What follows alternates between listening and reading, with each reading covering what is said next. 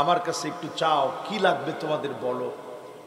একটাবার ফিল করেন গোলাম আল্লাহর কাছে কত নগণ্য, কত সামান্য।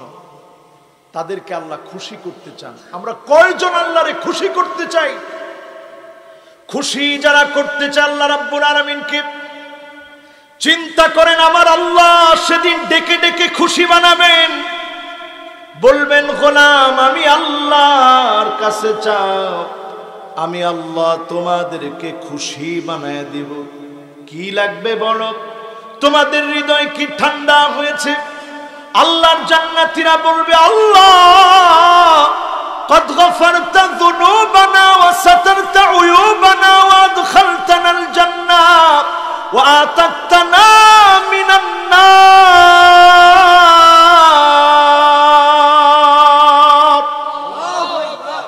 আল্লাহ সব আপনি মাফ করে দিয়েছেন। জীবনে কত কত গুনাহ করেছি, সবগুলো আপনি মাফ করেছেন, গোপন করে রেখেছেন, কারো সামনে প্রকাশ করে দেন নাই। জাহান্নামের আগুন থেকে মুক্তি দিয়েছেন, এত নিয়ামতে পূর্ণ জান্নাত দিয়েছেন। আল্লাহ আমরা খুশি, আর কোনো কিছু লাগবে না। কি পরিমাণ গোলামদেরকে মহব্বত করেন। সেদিন আমার আল্লাহ বলবে, সেদিন আল্লাহ রাব্বুল আলামিন পর্দাগুলো সরায় দিবেন। ফায়ানজুরুনা ইলা ওয়াজহিহি ওয়ায়ানজুরু ইলা ওয়াজহিহিম। এক নজরে গোলামেরা মালিকের দিকে তাকায় থাকবেন। আমার মালিক আমার আল্লাহ এক নজরে গোলামদের দিকে তাকায় থাকবেন। যিনি গোলামদের দিল ঠান্ডা করে দিবেন তিনি কে? ওয়ালহামদুলিল্লাহি তামলাউল মিজান। আলহামদুলিল্লাহ যদি পড়ার মতো বুঝে বুঝে আলহামদুলিল্লাহ পড়তে পারেন, আপনার শূন্য দাড়ি পাল্লাকে যিনি আমল নামা দিয়ে ভারী বানায় দিবেন তিনি কি? লাকাদ কানা লাকুম ফি রাসূলিল্লাহি উসওয়াতুন হাসানাহ লিমান কানা ইয়ারজুল্লাহ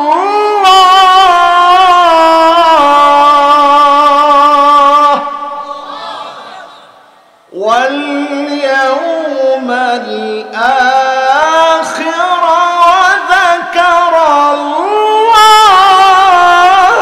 কাসীরা।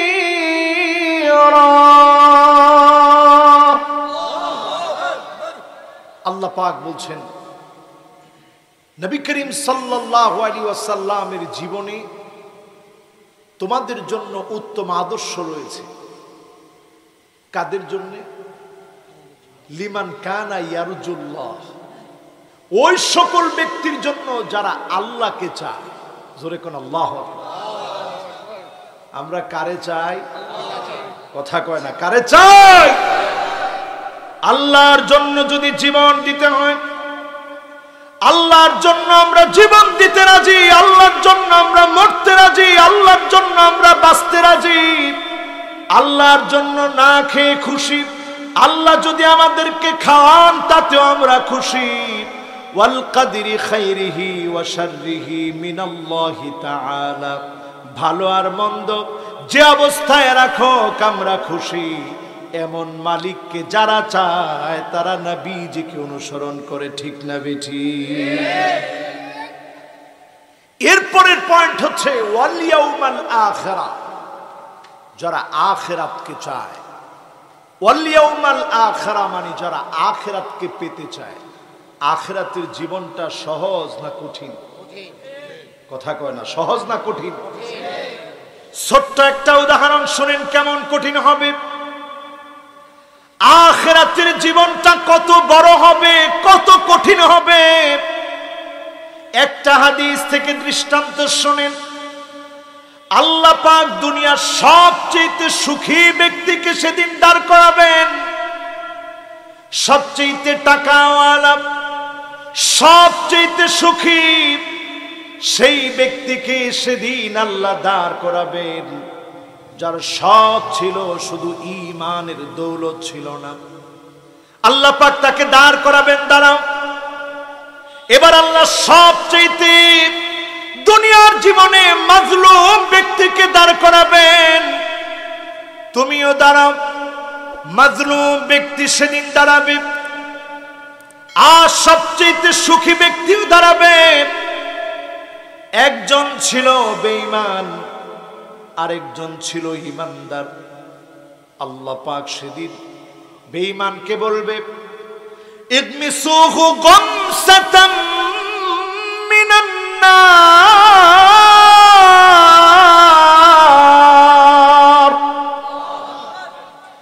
ও জাহান্নামের ফেরেশতারা শোনো, এক মুহূর্তের জন্য এই জাহান্নামীকে জাহান্নামটা দেখে আনো। সবচেয়ে সুখী, সবচেয়ে টাকাওয়ালা ওই লোকটাকে জাহান্নামের দিকে যখন নিয়ে যাওয়া হবে, আল্লাহ পাক বলবেন, আমার সবচেয়ে মাজলুম, আমার সবচেয়ে দ্বীনের জন্য কষ্ট পাওয়া মাজলুম ব্যক্তিকে জান্নাতের দিকে নিয়ে যাও। জান্নাতের দিকে নিয়ে যাওয়া হবে একজনকে, অন্যদিকে জাহান্নামে নিয়ে যাওয়া হবে সবচেয়ে সুখী ব্যক্তিকে। এক নজর জাহান্নামটা দেখানোর জন্য জাহান্নামটা দেখায় আল্লাহ নিয়ে আসাবে, জান্নাত দেখায়ও নিয়ে আসানো হবে। এবার আমার আল্লাহ সেদিন ডাক দিয়ে প্রশ্ন করবেন, গোলাম জাহান্নাম তো দেখলি, জাহান্নামের আযাব তো সইলি, এক মুহূর্ত জাহান্নাম থেকে তোকে সেকা দিয়ে নিয়ে আসা হলো, কেমন দেখলি আমার জাহান্নাম? দুনিয়ার একটা সুখের গল্প আমাকে শোনাও তো দেখি। এক মুহূর্তের জাহান্নামের সেকা খাওয়ার কারণে লোকটা সেদিন বলবে, মা আসাবানি কত্তু নাঈম, ও আমার মালিক আল্লাহ, জীবনে কোনো সুখ, কোনো শান্তি আমি দেখি নাই, কোনো সুখ আমি পাই নাই। একটা মুহূর্তে জাহান্নামের আগুনের সেকা খাওয়ার কারণে সুখ শান্তি গুলা ভুলে যাবে। এবার আল্লাহ জান্নাতীকে বলবে, ও জান্নাতী, অনেক দুঃখ কষ্ট যন্ত্রণা তুমি সহ্য করেছ, একটা দুঃখের কথা আমাকে শোনাও তো দেখি। সেদিন লোকটা চিৎকার মেরে মালিকের কাছে বলবে, আল্লাহ মা সাবানি কত্তু দুররুন আও বালা, একটা বালা মুসিবত দুঃখ যন্ত্রণা আমাকে স্পর্শ করে নাই। সবচেয়ে মাজলুম ব্যক্তি এক মুহূর্ত জান্নাত দেখার কারণে যিনি সব দুঃখ যন্ত্রণা গুলা ভুলায় দিবেন তিনি কি?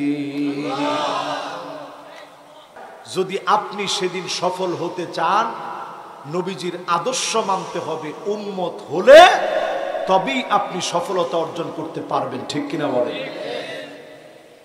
এরপরে তৃতীয় কন্ডিশন দেওয়া হলো আয়াতের ভিতরে, নয়, আল্লাহ নবী বলেছেন এরা আমার দলভুক্ত নয়, এরা আমার উম্মত নয়।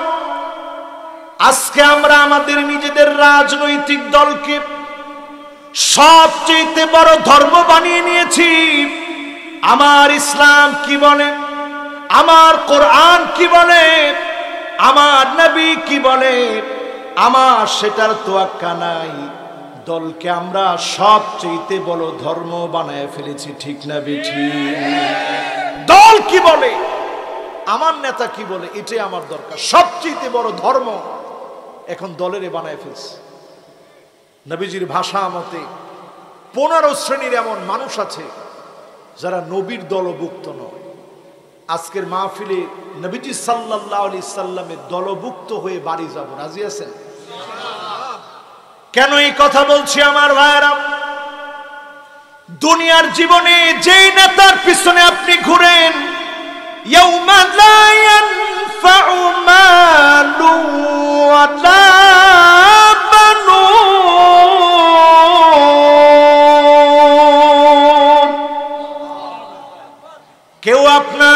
কাজে আসবে না, টাকা পয়সা নেতা দল কেউ কাজে আসবে না। ইল্লা মান আতাল্লাহ বিকলবিন সালিম,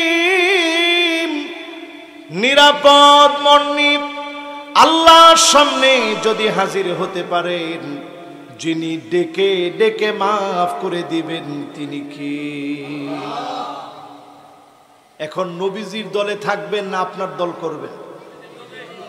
নবীজির দলে যারা থাকতে চান 15 প্রকার আলামত থেকে সাবধান। 1 নাম্বার হলো ফামান রাগিবান সুন্নতি ফালাইসা মিন্নি। 1 নম্বরে নবীজির সুন্নাহ যদি আপনি না মানেন, সুন্নাহ যদি আপনি সব সময় সুন্নাহর বিপক্ষে যদি অবস্থান করেন, আপনি যদি সুন্নাহকে অবজ্ঞা করেন, দাড়ি পড়লে, দাড়ি থাকলে, টুপি পরলে যদি আপনি মৌলবাদ জঙ্গিবাদের তকমা লাগান, আল্লাহর কসম নবীর উম্মত আপনি হতে পারেন নাই। ঠিক না বেঠিক? রাখতে পারেন না, আপনি চেষ্টা করেন, কিন্তু আপনি যখন অবজ্ঞা করবেন, নবীজি বলছেন ওইটা কোনোদিন আমি নবীর উম্মত হতে পারে না। 2 নম্বরে আমার ভাইরা, মাল্লাম ইউজিল্লা কাবীরানা ওয়া ইয়ারহাম সগীরানা ফালাইসা মিন্না। বড়দেরকে যে সম্মান করে না, ছোটদেরকে যে স্নেহ করে না, আল্লাহর হাবিব পরিষ্কার বললেন ওই লোকটা আমি নবীর দলভুক্ত হতে পারে নাই। ঠিক না বেঠিক? এবার আসেন 3 নম্বরে, ওয়া ইয়ারিফু লিআলিমিনা হাক্কাহু। আল্লাহর হাবিব 3 নম্বরে জানায় দিলেন যেই লোকটা আলেমের হক জানে না, আলেমদেরকে সম্মান দিতে জানে না, আলেমদেরকে অপদস্থ, লাঞ্ছিত, অপমানিত করে, আলেমদেরকে পিছু লাগে, আলেমদের কুৎসারটনা করে, আল্লাহর কসম তুমি যাই হতে পারো, কোন দিনের জন্য নবীর উম্মত হতে পারো না। ঠিক না বেঠিক?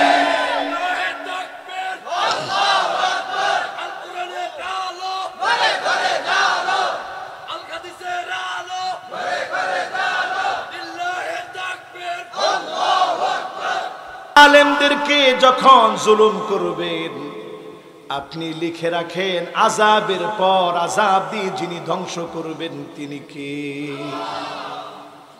আযাব আসতেছে মুসলমান, আযাব আসতেছে মুসলমান, আযাব এখন ধেয়ে আসতেছে। এই আযাবের সময়ে আল্লাহর কাছে ফিরে আসেন, এখনো সময় আছে। যিনি আমাদেরকে অবশ্যই হেফাজত করবেন তিনি কে?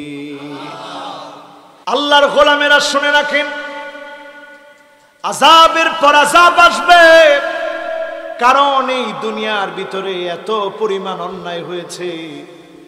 ফালিয়ারতাকিবু ইনদা যালিকা রিহান হামারা।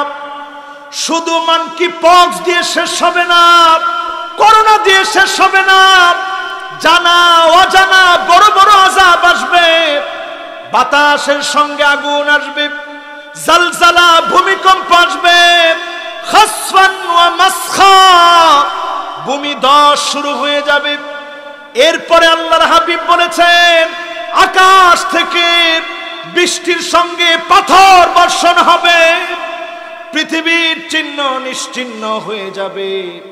এই পৃথিবীবাসীকে আযাব গজব দিয়ে যিনি নিঃশেষ করে দিবেন তিনি কে? আল্লাহ। আব্দুল্লাহিল মুবারক বড় চমৎকার কথা বলেছেন। তিনি লিখেছেন আলেমদেরকে কেন সম্মান করতে হবে? কারণ আপনার মা বাপ ইয়াহফাযুনাকুম মিন নারিদ দুনিয়া। দুনিয়ার মধ্যে যখন আগুন লেগে যায়, একজন মায়ের ঘটনা এমন ঘটেছে, সন্তানদেরকে স্বামীর কাছে তুলে দিয়েছে, কুয়াকাটায় বেড়ানোর জন্য যাচ্ছিল, আর যাওয়া হয় নাই।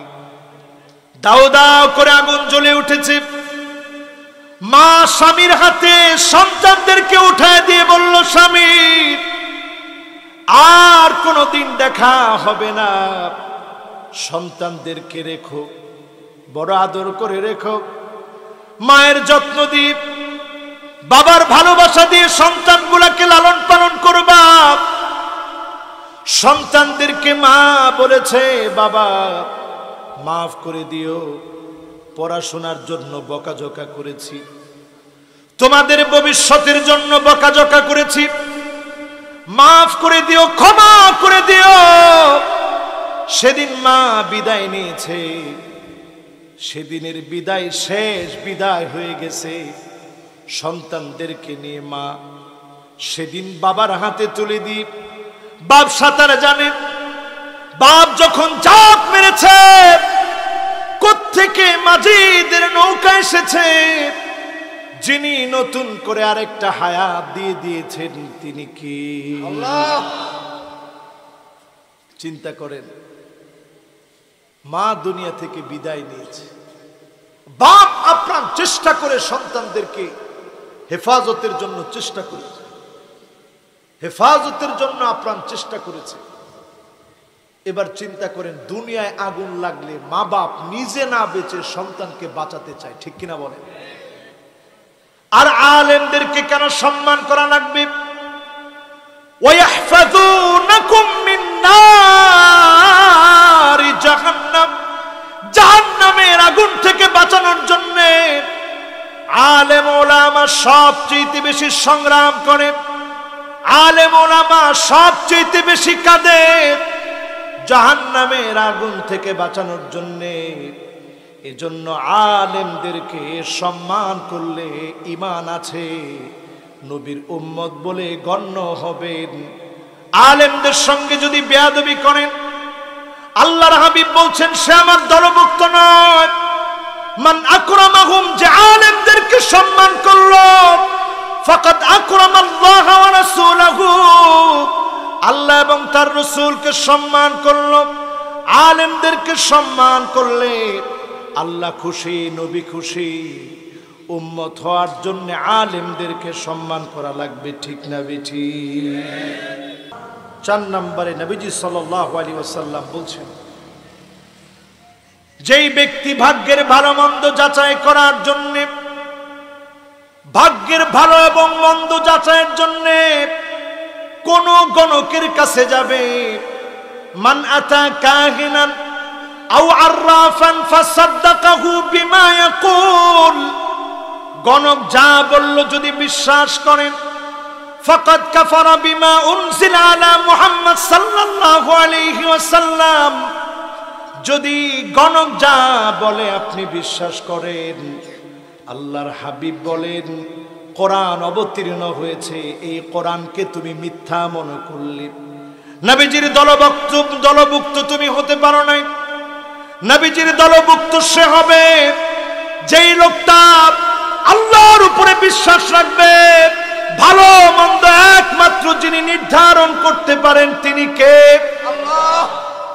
5 নম্বরে আমার ভাইরা, হাদ্দুস সাহিরি দরবাতুম বিসাইফ, কালো জাদু যদি কেউ করে, যেটাকে ব্ল্যাক ম্যাজিক বলা হয়, দাজ্জাল আসার পূর্বে এটা বেড়ে যাবে। বাজারে বাজারে এখন পোস্টার দেখবেন বেড়ে গিয়েছে। ভাই ভাইয়ের বিরুদ্ধে জাদু করে, বান মারে, মেরে ফেলার চেষ্টা করে। আল্লাহর হাবিব বলেছেন এই রকম যে করবে তার শাস্তি হচ্ছে মৃত্যুদণ্ড।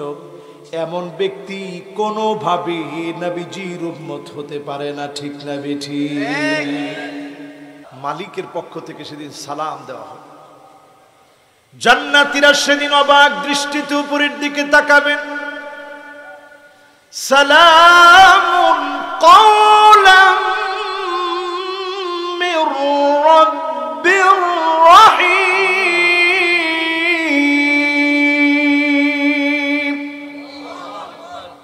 মাওলায়ে আজিমের সালাম শোনা যায়। জান্নাতীরা উপরের দিকে তাকাবেন। কিছুই দেখা যায় না, কিছুই দেখা যায় না। সেই মুহূর্তে রব্বে কারীম আল্লাহ সুবহানাহু ওয়া তাআলা জান্নাতীদেরকে ডেকে বলবেন, ওয়ামতাজুল ইয়াওমা আইয়ুহাল মুজরিমুন।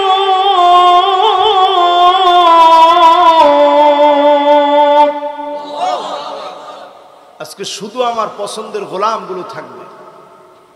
সব দুরাচারী পাপাচারী সব তোরা দূরে চলে যা, আমার পছন্দের গোলামদেরকে আমি দেখতে চাই।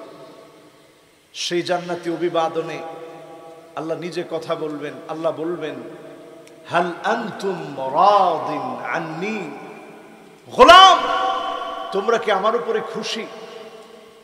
আল্লাহ পাক যখন বলবেন হাল আনতুম রাদিন আন্নি, গোলাম তোমরা কি খুশি হয়েছ?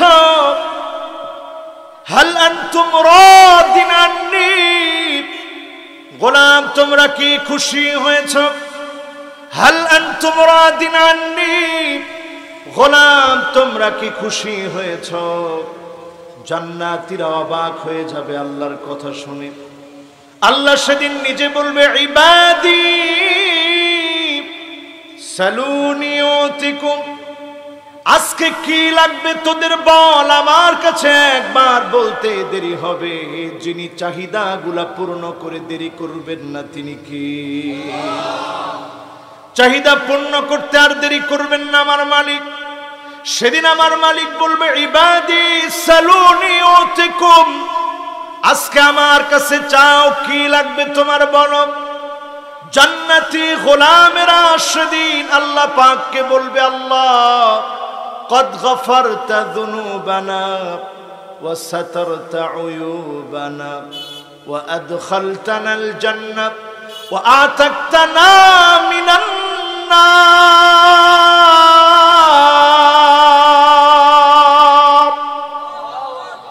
আয় আল্লাহ, আপনি গুনাহগুলো মাফ করে দিয়েছেন, অজস্র গুনাহগুলা ক্ষমা করে দিয়েছেন, গুনাহগুলা গোপন করে দিয়েছেন, জাহান্নামের আগুন হারাম বানায় দিয়েছেন, জান্নাতের মালিক বানায় দিয়েছেন।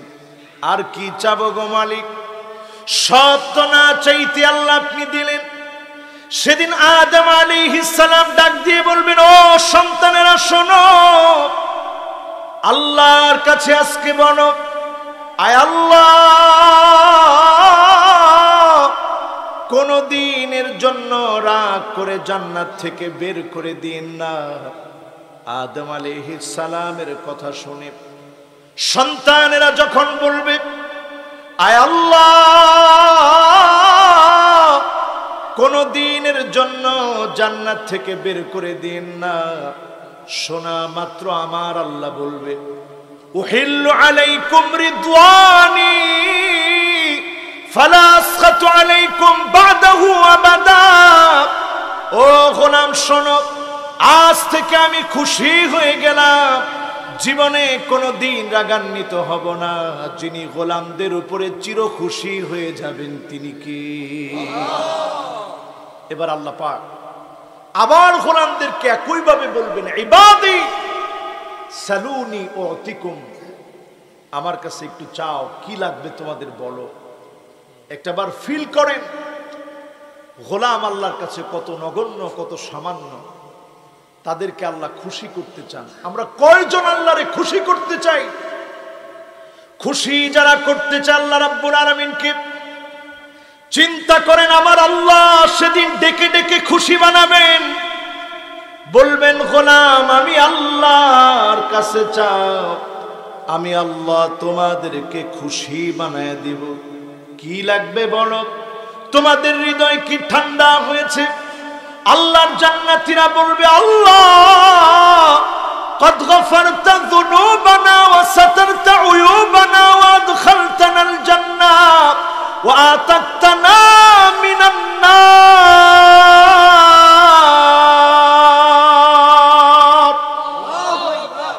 আল্লাহ সব আপনি মাফ করে দিয়েছেন।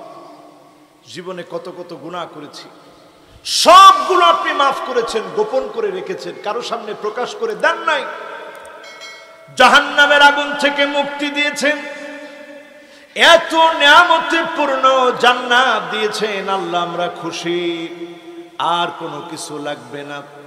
নবী মুসা আলাইহিস সালাম সেদিন ডাক দিয়ে বলবে, জান্নাতীরা শোনো, আজকে আল্লাহকে বলো, আল্লাহ আপনার কাছে ফরিয়াদ করি মালিক, একবারের জন্য হলেও, এক নজরের জন্য হলেও আপনার গোলাম হয়ে আপনার দিকে এক নজরে তাকাতে চাই। বলেন আল্লাহু আকবার।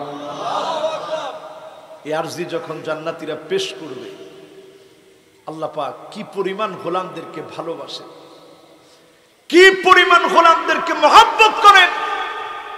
সেদিন আমার আল্লাহ বলবে, সেদিন আল্লাহ রাব্বুল আলামিন পর্দাগুলা সরায় দিবেন।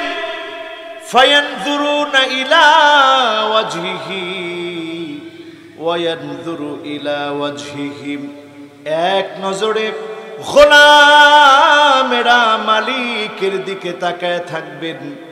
আমার মালিক আমার আল্লাহ এক নজরে গোলামদের দিকে তাকায় থাকবেন। যিনি গোলামদের দিল ঠান্ডা করে দিবেন তিনি কি?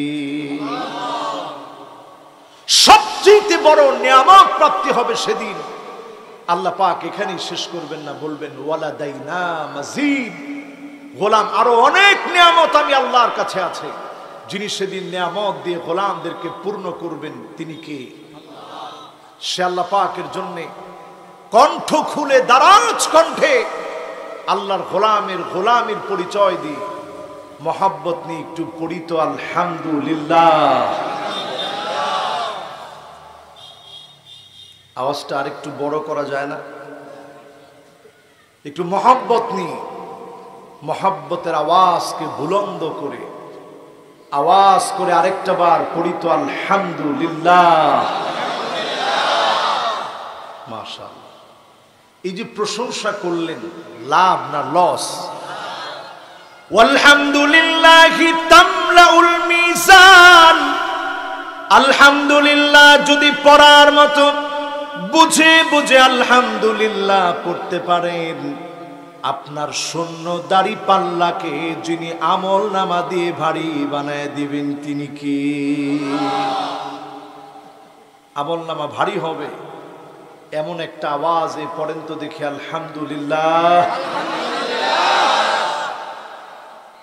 আনতা আবুদাল্লাহ কান্নাকা তারাহু ফাইন লাম তাকুন তারাহু ফাইন্নাহু ইয়ারাক। যখন নামাজের জন্য দাঁড়াবেন এমন ভাবে নামাজ পড়বেন কেমন যেন আপনি আল্লাহকে দেখছেন।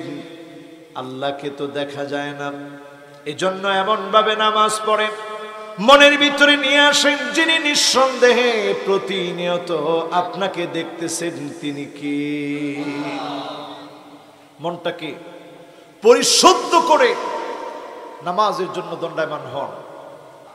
এই একটা আয়াতের তাফসীর যদি শুনেন কি পরিমাণ সওয়াব হবে। আল্লাহর হাবিব আবু যর রাদিয়াল্লাহু তাআলা আনহুকে ডেকে বলেন, ইয়া আবা যর লা আনতা গুদওয়া ওয়া তাআল্লামা আয়াতাম মিন কিতাবিল্লাহ খায়রুন লাকা মিন আন তুসাল্লি আলফ রাকাত খায়রুন লাকা মিন আন তুসাল্লি মিয়াত রাকাত। আবু যর কোরআনুল কারীমের একটা আয়াত যদি তুমি পড়ো, বোঝার চেষ্টা করো, 100 রাকাত নামাজের চাইতে বেশি সওয়াব যিনি বান্দার আমল নামায় দিয়ে দিবেন তিনি কি? একটা আয়াত আজকের এই মাহফিল থেকে শুনলেন, বাড়ি যাওয়ার আগেই যিনি 100 রাকাত নামাজের চাইতে বেশি সওয়াব আমল নামায় দিয়ে দিবেন তিনি কি? একই সাহাবী আবু যরকে ডাক দিয়ে আল্লাহর হাবিব বলেন, ইয়া আবা যর লা আনতা গুদওয়া ওয়া তাআল্লামা বাবাম মিনাল ইলম উমিলা বিহি আও লাম ইউমাল।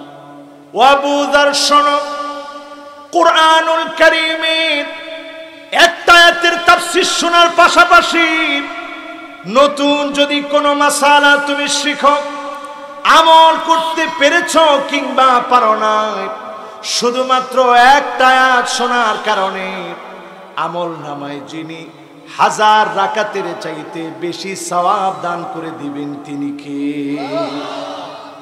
খায়রুন লাকা মিন আন তুসাল্লি আলফ রাকাত। 1000 রাকাত নামাজ পড়তে কত ঘন্টা সময় লাগে?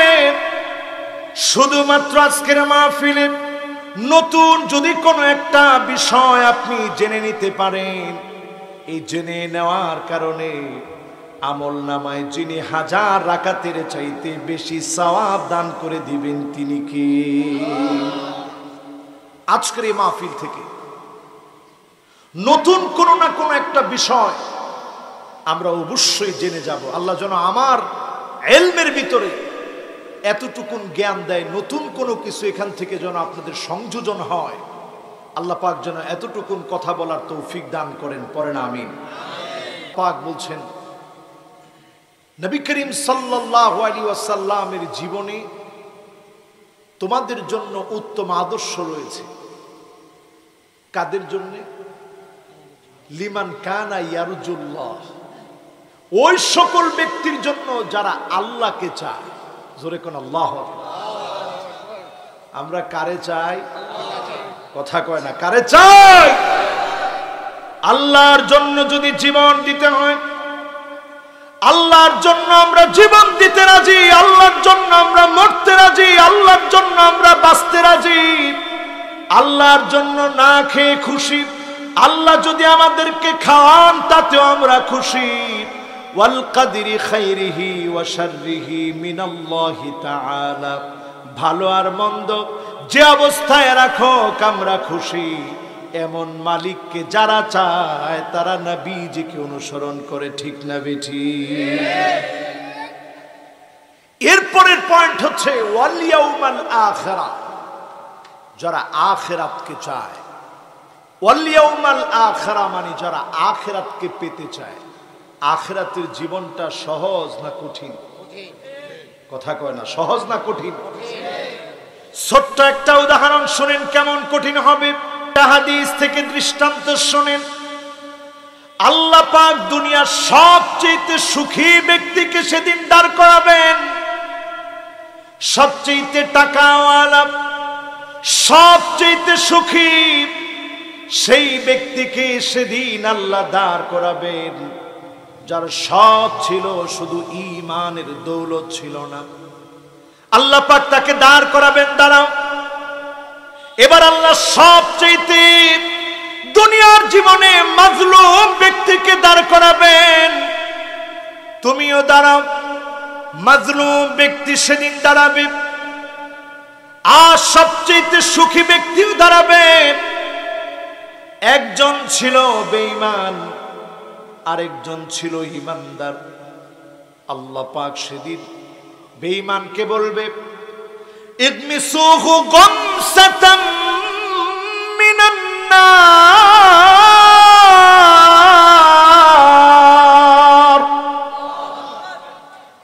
ও জাহান্নামের ফেরেশতারা শোনো, এক মুহূর্তের জন্য এই জাহান্নামীকে জাহান্নামটা দেখানো। সবচেয়ে সুখী, সবচেয়ে টাকাওয়ালা ওই লোকটাকে জাহান্নামের দিকে যখন নিয়ে যাওয়া হবে, আল্লাহ পাক বলবেন, আমার সবচেয়ে মাজলুম, আমার সবচেয়ে দ্বীনের জন্য কষ্ট পাওয়া মাজলুম ব্যক্তিকে জান্নাতের দিকে নিয়ে যাও। জান্নাতের দিকে নিয়ে যাওয়া হবে একজনকে, অন্যদিকে জাহান্নামে নিয়ে যাওয়া হবে সবচেয়ে সুখী ব্যক্তিকে। এক নজর জাহান্নামটা দেখানোর জন্য জাহান্নামটা দেখায় আল্লাহ নিয়ে আসাবে, জান্নাত দেখায়ও নিয়ে আসানো হবে। এবার আমার আল্লাহ সেদিন ডাক দিয়ে প্রশ্ন করবেন, গোলাম জাহান্নাম তো দেখলি, জাহান্নামের আযাব তো সইলি, এক মুহূর্ত জাহান্নাম থেকে তোকে সেকা দিয়ে নিয়ে আসা হলো, কেমন দেখলি আমার জাহান্নাম? দুনিয়ার একটা সুখের গল্প আমাকে শোনাও তো দেখি। এক মুহূর্তের জাহান্নামের সেকা খাওয়ার কারণে লোকটা সেদিন বলবে, মা আসাবানি কত্তু নাঈম, ও আমার মালিক আল্লাহ, জীবনে কোনো সুখ কোনো শান্তি আমি দেখি নাই, কোনো সুখ আমি পাই নাই। একটা মুহূর্তে জাহান্নামের আগুনের সেকা খাওয়ার কারণে সুখ শান্তি গুলা ভুলে যাবে। এবার আল্লাহ জান্নাতীকে বলবে, ও জান্নাতী, অনেক দুঃখ কষ্ট যন্ত্রণা তুমি সহ্য করেছ, একটা দুঃখের কথা আমাকে শোনাও তো দেখি। সেদিন লোকটা চিৎকার মেরে মালিকের কাছে বলবে, আল্লাহ, মা সাবানি কত্তু দুররুন আও বালা, একটা বালা মুসিবত দুঃখ যন্ত্রণা আমাকে স্পর্শ করে নাই। সবচেয়ে মাজলুম ব্যক্তি এক মুহূর্ত জান্নাত দেখার কারণে যিনি সব দুঃখ যন্ত্রণা গুলা ভুলায় দিবেন তিনি কি? একটু চিন্তা করেন, সব দুঃখ কষ্টগুলো ভুলে যাবে একটু মাত্র জান্নাতের নিয়ামত এক পলক দেখার কারণে সব দুঃখ শেষ। এক মুহূর্ত জাহান্নাম দেখে দুনিয়ার সবচেয়ে সুখী ব্যক্তি সুখের গল্পগুলা সব ভুলে যাবে। এমন এক নিয়ামতের জায়গা, যদি আপনি সেদিন সফল হতে চান নবীজির আদর্শ মানতে হবে। উম্মত হলে তবেই আপনি সফলতা অর্জন করতে পারবেন, ঠিক কিনা বলেন?